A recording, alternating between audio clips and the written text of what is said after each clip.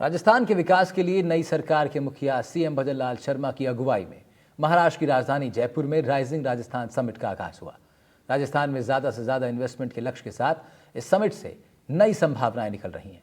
साथ ही ये विश्वास भी जागृत हो रहा है कि जल्द से जल्द राजस्थान का विकास नई ऊंचाइयों को पार करेगा। मुंबई में आयोजित हुई इस समिट को लेकर हमारी एक खास रिपोर्ट देखिए।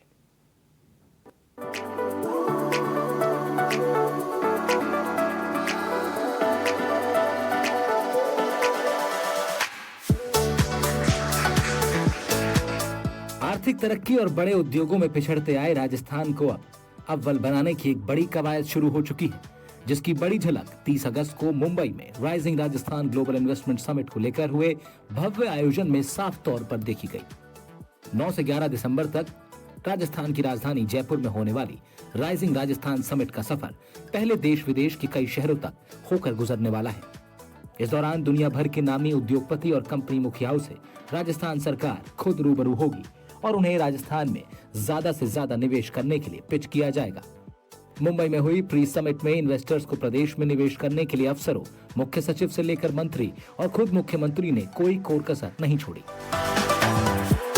शुरुआत में ही मुख्य सचिव सुधांशु पंत ने इस बात को बखूबी समझा दिया कि किस तरह राजस्थान निवेशकों के लिए अब तक एक मुफीद प्रदेश बन गया है और कैसे निवेशक जल्द से जल्द विस्तार की दिशा में बढ़ने लगे हैं, जो मुंबई में आए निवेशकों के लिए एक नजीर बन गया।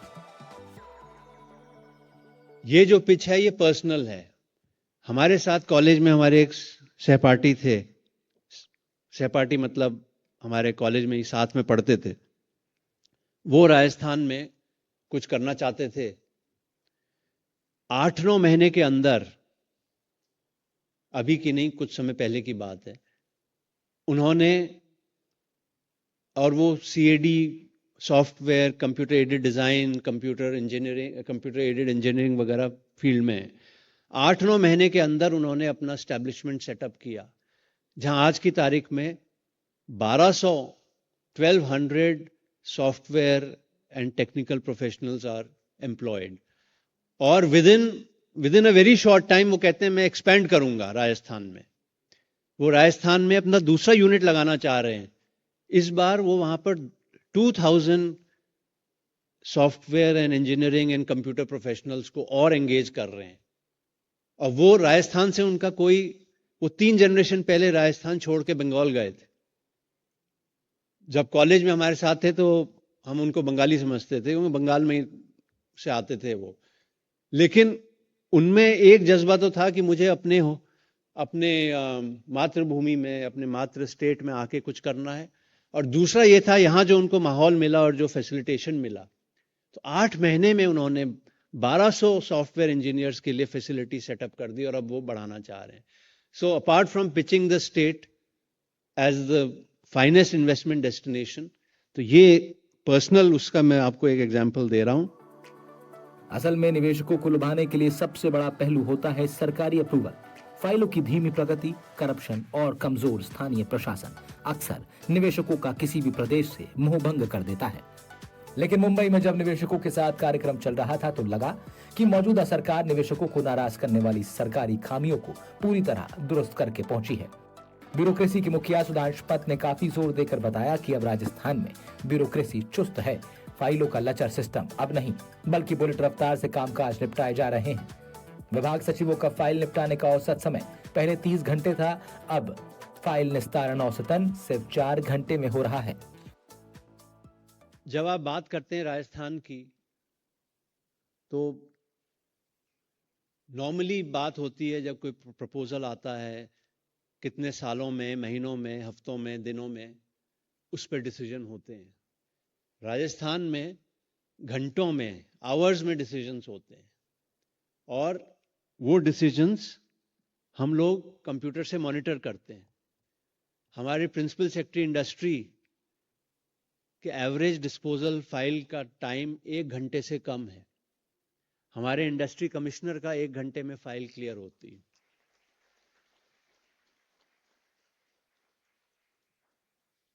सीएमओ में हमारी घंटों में फाइलें क्लियर होती हैं। शिखर जी हमारे एसीएस सीएम हैं, 1 घंटे में। मतलब जहां डिसीजंस महीनों, हफ्तों, दिनों में होते हैं, यहां पर घंटों में होते हैं। आपको जानकर खुशी होगी, बिकॉज अल्टीमेटली कोई भी इन्वेस्टमेंट डिसीजन हो, इट ऑल गुड गवर्नेंस से ही लिंक होता है। मुख्यमंत्री जी ने आने के बाद बहुत जोर दिया, फाइलें पेंडिंग नहीं रहनी चाहिए अधिकारियों के यहाँ। अगर हमारे स्टेट के सब सेक्रेटरीज को हम कंबाइन करते हैं तो जो एवरेज फाइल डिस्पोजल टाइम 30 घंटे था कुछ महीने पहले तक, 6-8 महीने पहले जब सरकार बनी थी, आज वो सेक्रेटरीज का average file disposal time 30 hours से रिड्यूस होकर 4 आवर्स हो गया। दरअसल प्रदेश में पहले सरकारें लाल फीताशाही का रवैया कभी खत्म नहीं कर पाई और खामियाजा लगातार पिछड़ती अर्थव्यवस्था के रूप में भुगतना पड़ा। लगता है कि भजनलाल सरकार को अब ये बखूबी एहसास है कि आगे बढ़ना है तो इस लाल फीताशाही पर ही लगाम लगाना पहला उपाय है।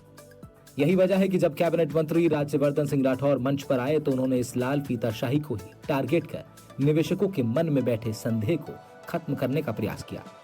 राठौर बोले, राजस्थान में केवल एक ही वीआईपी है, वो है राजस्थान में निवेश करने वाला निवेशक। प्रदेश में अब निवेशकों के लिए रेड टेप नहीं बल्कि रेड कारपेट की नीति होगी।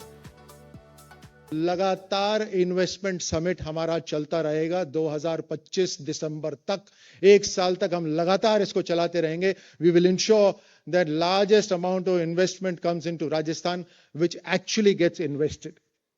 सो I welcome you once again to Rajasthan. It's from red tape to red carpet. You will be welcomed in Rajasthan, not just now, but every single day that you are willing to support and project Rajasthan in your business. तो rising Rajasthan मौजूदा सरकार और प्रदेश के लिए कितनी अहमियत रखता है, मुंबई में इसे बताने में कोई कसर नहीं छोड़ी गई।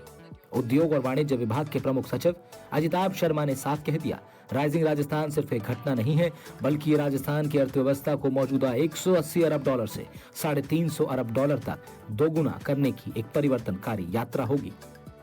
और सरकार राइजिंग राजस्थान के जरिए विकसित राजस्थान के उद्देश्य को प्राप्त करना चाहती है। साथ ही शर्मा ने बताया कि बीते वित्त वर्ष में राजस्थान 12% की दर से बढ़ा, जो अधिकांश राज्यों की विकास दर से ज्यादा है। Rising Rajasthan is simply not a single event. It is not an event for like the 9th, 10th and 11th of December 2024. It is only one milestone which would be in the month of December 2024. There would be series of events and series of initiatives, because we understand if we have to add another Viksit Rajasthan to the mission of Viksit Bharat, that is to say to double the size of the economy, there is a need of transformation of the state into a thriving engine of economic growth. Mumbai में हुई pre summit में निवेशकों के सामने भजनलाल सरकार की pitch को निवेशकों ने गंभीरता से लिया। सरकार के विजन को सराहा गया। मात्र 8 महीने के कम समय में मुख्यमंत्री भजनलाल शर्मा ने राजस्थान के लिए निवेश का अच्छा माहौल तैयार किया है। Adani cements limited, Adani port, SEZ and logistic के मैनेजिंग डायरेक्टर अरुण अदानी ने माना कि मात्र 8 महीने के कम समय में मुख्यमंत्री ने राजस्थान के लिए निवेश का अच्छा माहौल तैयार कर दिया। राज्य सरकार ने अपनी नीतियों से जो मोमेंटम तैयार किया है वो प्रधानमंत्री नरेंद्र मोदी के विकसित और आत्मनिर्भर भारत की परिकल्पना के अनुरूप है। यहाँ की पॉलिसी अलाइंड है। The Rajasthan government's proactive approach under the able leadership of Honorable CM in creating an investment-friendly environment is commendable. In short span of 8 months, the Chief Minister has created a business-friendly ecosystem that is extremely time-bound, result-oriented, and growth-focused. The Chief Minister is architecting an unparalleled investment climate, which is resulting in rising and resurgent Rajasthan. The momentum created by the state government through various policies is also well aligned with the Honorable Prime Minister Narendra Modi ji's vision of Viksit and Atmanirbhar Bharat. At the Adani Group, we believe in the power of partnerships to drive growth, and the state of Rajasthan is one of our strongest growth partners. इसके अलावा करण अदानी ने राजस्थान में मौजूदा निवेश और उससे पैदा हुए रोजगारों की भी जानकारी दी। उन्होंने बताया कि अदानी समूह ने राजस्थान में कुल 70,000 करोड़ का निवेश किया है, जिससे 37,000 लोगों को नौकरियां मिली। अदानी फाउंडेशन के जरिए कंपनी ने सतत विकास, जलवायु संरक्षण, सामुदायिक विकास, स्वास्थ्य और पोषण को बढ़ावा दिया। राजस्थान में अदानी समूह का काम 239 गांव में फैला हुआ है और लगभग 3,35,000 लोग इससे जुड़े हैं। करण ने कहा कि राजस्थान में हमें जिस तरह के निवेश का माहौल मिला है, उससे हम बहुत जल्द रिन्यूएबल एनर्जी और सीमेंट के काम और एयरपोर्ट के विस्तार के लिए नए सहमति पत्रों पर हस्ताक्षर करेंगे। In Jaisalmer and Barmer, we have commissioned a 5 gigawatt solar park at an investment of 30,000 crores. Between our 3 cement plants in the states, we have already invested 15,000 crores. We have invested 8,000 crores in the thermal power generation facility in Kawai. In addition, we have also invested in the development of the Jaipur International Airport. In total, so far, the Adani Group has invested in excess of 70,000 crores and have generated 37,000 jobs in Rajasthan. Full summit भले दिसंबर में होनी है, लेकिन pre summit में भी निवेशकों ने राजस्थान में निवेश को लेकर खासा उत्साह दिखाया। कार्यक्रम के दौरान कुल 4.5 लाख करोड़ रुपए के निवेश के दर्जन भर MOU साइन हुए, जिससे 6,78,000 लोगों को रोजगार मिलने का अनुमान जताया गया है। निवेश के मुख्य क्षेत्रों की बात करें तो सरकार ने नवीकरणीय ऊर्जा, सीमेंट, रसायन और पेट्रोकेमिकल्स, नागरिक उड्डयन और ITI उन्नयन जैसे क्षेत्रों में फैले कई व्यावसायिक समूह के साथ इन MOU पर दस्तखत किए। इनमें अदानी समूह, वेदांत समूह, JSW समूह, टाटा, वारी समूह, डालमिया और स्टार सीमेंट जैसे बड़े ग्रुप शामिल हैं। अफसरों ने निवेशकों के सामने सरकार की नियत नीति को पेश किया तो CM ने प्रदेश की क्षमता का मजबूत परिचय। निवेशकों की पूरी मुनाहार करते हुए उन्हें न सिर्फ निवेश का न्योता दिया गया, बल्कि पूरा भरोसा भी दिलाया गया कि सरकार ने जो कुछ निवेशकों से कहा है वही किया जाएगा। यानी CM ने उद्योगपतियों के सामने प्रदेश को इंडस्ट्री स्टेट बनाने का सॉलिड कमिटमेंट दिखाया, साथ ही सतत विकास की यात्रा का विजन भी पेश किया।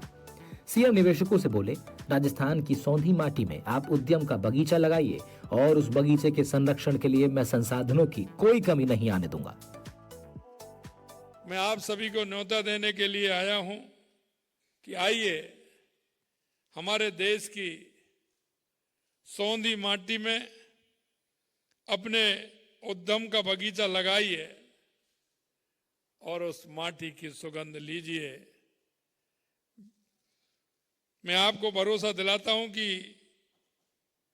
मैं आपके इस बगीचे के संरक्षण और संवर्धन के विकास के लिए संसाधनों की कोई भी किसी प्रकार से कमी नहीं आने दूंगा, यह मैं आपको विश्वास दिलाता हूं। हमने अन्य प्रदेशों के लिए भी एक IAS को नियुक्त किया है जो हमेशा आपकी चिंता करेगा, वहां की गवर्नमेंट से बात करके वहां से भी बात करेगा और अपने राजस्थान से भी बात करेगा, जिससे कि आपको किसी भी प्रकार की कोई इस तरह की बात नहीं आए जिससे कहीं कोई आपको परेशानी हो, कोई आपको दिक्कत हो।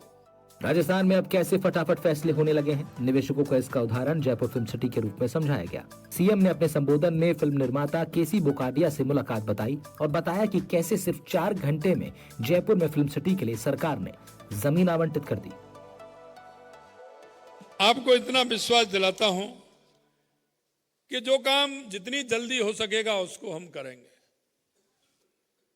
एक उदाहरण मैं आपके लिए देता हूं। परसों मेरे पास फिल्म निर्माता KC बाकोड़िया आए हैं क्या? आने वाले थे, आज नहीं आने वाले थे। KC बाकोड़िया जी परसों मेरे पास गए और उन्होंने एक उदाहरण दिया कि मैं कई प्रदेशों में गया हूं और मेरे को ये काम करना है और मेरे को फिल्म सिटी बनानी है। मेरे पास लगभग वो 12-12:30 बजे पहुंचे थे, 12:30-1 बजे। मैंने कहा आपको कहां बनाना है? कि मैं जयपुर में बनाना चाहता हूं। मेरी उस दिन एक मीटिंग थी मेरी कैबिनेट की। मैंने कहा मैं कैबिनेट की मीटिंग करता हूं, आप जाइए। और मैंने मेरे 2 अधिकारियों को भेजा और उनके साथ जमीन देखने के लिए। मेरी कैबिनेट की मीटिंग समाप्त हुई, उसके बाद वो आए मेरे पास। मैंने कहा जमीन पसंद आ गई, आपको देख लिया। 4 स्थानों पर उन्होंने जमीन देखी और हमने उसी दिन उस जमीन को फाइनल करके कह दिया कि अब आइए और राजस्थान के अंदर जयपुर में फिल्म सिटी लगाइए।